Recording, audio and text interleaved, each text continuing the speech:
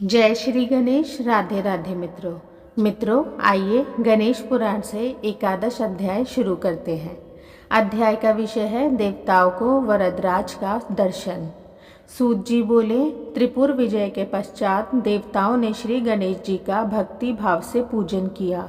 उसके पश्चात भी वह समय समय पर उनकी उपासना करके सिद्धि प्राप्त करते। हे शौनक, एक समय पुनः ऐसा ही अवसर उपस्थित हो गया जब देवताओं से वरदराज रुष्ट हो गए और अपनी भूल ज्ञात होने पर उन्होंने पुनः उनको मनाया। शौनक ने भक्तिपूर्वक सूत जी के समक्ष मस्तक झुकाया और बोले, सूत जी, हे पुराण देवता पुरुष, वरदराज की कथा में मुझे बड़ा आनंद आ रहा है। देवताओं को पुनः किस विघ्न का सामना करना पड़ा और उन्होंने किस प्रकार छुटकारा पाया, वह सब मेरे प्रति कहने की कृपा कीजिए। सूत जी बोले, हे शौनक, वह कथा भी मैं कहता हूँ, ध्यान पूर्वक सुनो।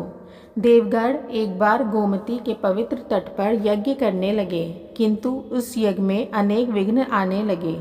तब उन्होंने भगवान विष्णु के पास जाकर निवेदन किया, हे बैकुंठनाथ, हमारे यज्ञ में बार बार विघ्न उपस्थित हो रहा है, उसके निवारण का कोई उपाय बताइए। भगवान विष्णु ने हंसकर कहा, देवताओं, तुमने गणेश जी का पूजन नहीं किया होगा, इसलिए वे रुष्ट हो गए होंगे। यदि विघ्नों से बचना है तो सर्वप्रथम उनका पूजन करो और उसके पश्चात यज्ञ करो, फिर कोई विघ्न उपस्थित नहीं होगा। भगवान की यह बात सुनकर देवगण गोमती तट पर लौट गए और ब्रह्मा जी के नेतृत्व में गणपति पूजन करने लगे। उनके उस पूजन से वरदराज प्रसन्न हुए और उन्होंने देवताओं को साक्षात दर्शन दिया। देवताओं ने उन्हें देखा तो तुरंत ही हाथ जोड़कर स्तुति करने लगे। यह सर्व कार्येषु सदा सुराणामधीश विष्णवम्बु जसंभवानां पूज्यो नमस्य परिचिंत नियस्तं विघ्नराजं शरणं व्रजामः। जिनका सभी देवगण शिव विष्णु ब्रह्मादि भी सब कार्यों में पूजन, नमस्कार और चिंतन करते हैं, हम उन्हीं विघ्नराज गणेश्वर जी की शरण लेते हैं। हे गणेश्वर, आपके समान मनोवांछित फल प्रदान करने वाला अन्य कोई देवता नहीं है। त्रिपुरासुर वध के समय शिवजी ने आपका ही पूजन करके विजय प्राप्त की थी। हे अंबिकानंदन, हमारे इस यज्ञ के विघ्न को दूर कीजिए। देवताओं द्वारा वरदराज के बाल रूप का स्मरण होने के कारण वे उन्हें बाल रूप में ही दिखाई देने लगे। यह देखकर शिवजी ने विनोदपूर्वक कहा, गणपति, तुमने बहुत दूध पिया है, फिर लंबोदर क्यों नहीं हो जाते। सबके देखते देखते वे लंबोदर और दीर्घकाय हो गए।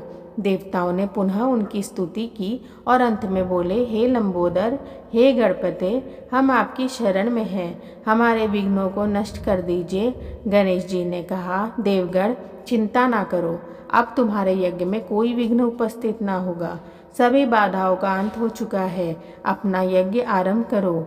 यह कहकर वरदराज अंतर्धान हो गए। देवताओं ने उनकी प्रतिमा स्थापित कर पुनः पूजन किया और पुष्पांजलि आदि द्वारा संतुष्ट करके यज्ञानुष्ठान का अभ्यास किया। इस बार उनके यज्ञ में कोई बाधा उपस्थित नहीं हुई।